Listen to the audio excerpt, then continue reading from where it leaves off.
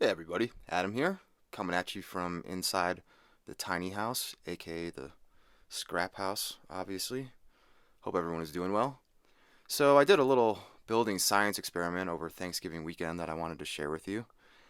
This area where I'm standing here, and by the way, I'm sorry for the awkward camera angle and bad lighting.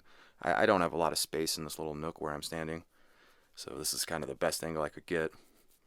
But anyway, this space right here is the draftiest spot in our house. It's the window.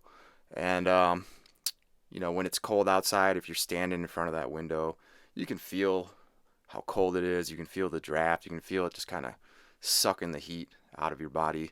So I wanted to do something about that. I decided to try making a storm window. That's this thing down here to see if that would solve the problem.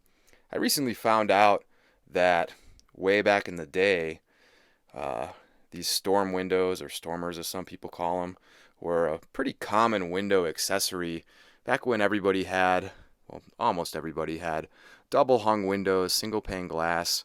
There was no double pane, there was no insulated, there certainly wasn't triple glazed. So those old windows, thermally, they were quite leaky in cold weather.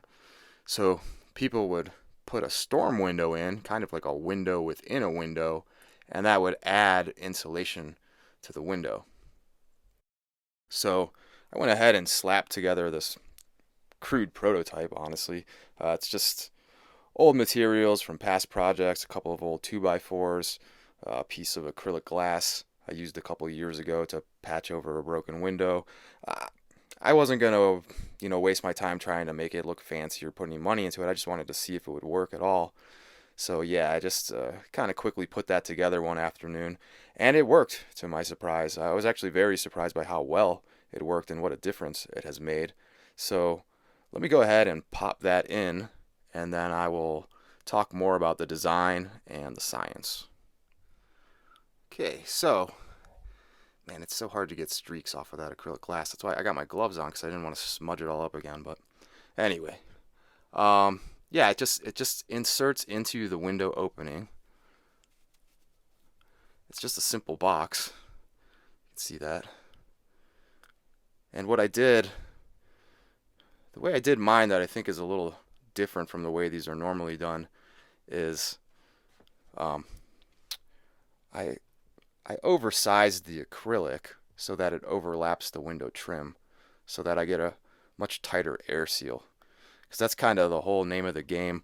Also, I forgot to mention, storm windows still exist. People still do use them. I think they've just sort of been forgotten about. I don't ever see them. I don't ever hear people talking about them. And now that I've done this, I realize it's kind of a shame because they really do work so well. So, by putting this over the original window, I've created a pretty thick air gap here. It's about 4 inches, maybe even 4.5. And dead air, this isn't, we're not going to say this is truly dead air because that original window is quite air leaky and this thing isn't perfect either. But dead air has an R value of about 3.5, give or take a little bit.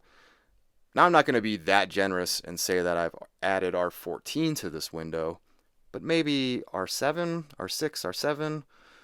The window itself is probably only R1, maybe R2, but probably only R1. So I've managed to take an R1 window and turn it into an R7, R8, which is exactly what you would expect from the most expensive high-end premium windows these days. So that's a huge upgrade for not a lot of effort, and even if I went out and bought new materials, not a lot of money. And by the way, this acrylic glass is about a 1/4 inch thick. And I think it's also good that it's acrylic in this situation because acrylic isn't a good heat conductor, and that's what we want. We want to trap the heat in the building. We don't want it going through the window. Now, to further put it in perspective, I've been, ever since I've installed this, for the last 6 days, I check it every morning, the temperature difference between the outside and the inside of the house, and consistently I've been getting a delta of 20 degrees. So for example, this morning, well, let me back up here. Last night at about 7 p.m., I made a small fire in the wood stove. I brought the temp in the house up to about 75 degrees, and then a couple hours later we went to bed. And when I woke up this morning at about quarter to 7, it was 39 degrees outside, but it was 59 degrees inside. And I know that might not sound like the most impressive thing to some of you, but that 20-degree difference for this house is a huge improvement. Because normally at that time of day, first thing in the morning, right before sun comes up, when it's the coldest outside, stove's been dead for hours.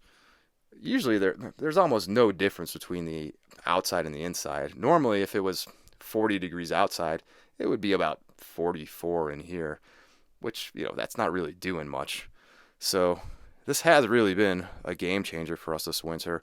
I like it so much that for some of the windows in our new house, I think I'm going to build some nicer versions of these, probably for the north-facing windows, because those windows only lose heat during the winter. But yeah, I think that just about covers it. I mean, I think it's pretty simple. Now, if you want to make one for yourself, it's going to depend on, do you have an innie and outie, the style of your trim. I just kind of made this to work with what I already had. Um, so just something to consider. It's not really any right or wrong way to do it. And also, I should mention, it's just held in place by its own friction. It's a pretty snug fit. So once you get it in there, it's not going to fall out. You have to pull it straight out. It can't tip forward that way. It'll just get caught on the trim. So once it's in there, it's in there. There's no reason to latch it or fasten it. When I make more of these in the future, I would like to put some handles on them to make it easy to pull out and put in. But yeah, that's it. Again, I was just thoroughly impressed with what a difference this actually made, and strongly recommend it.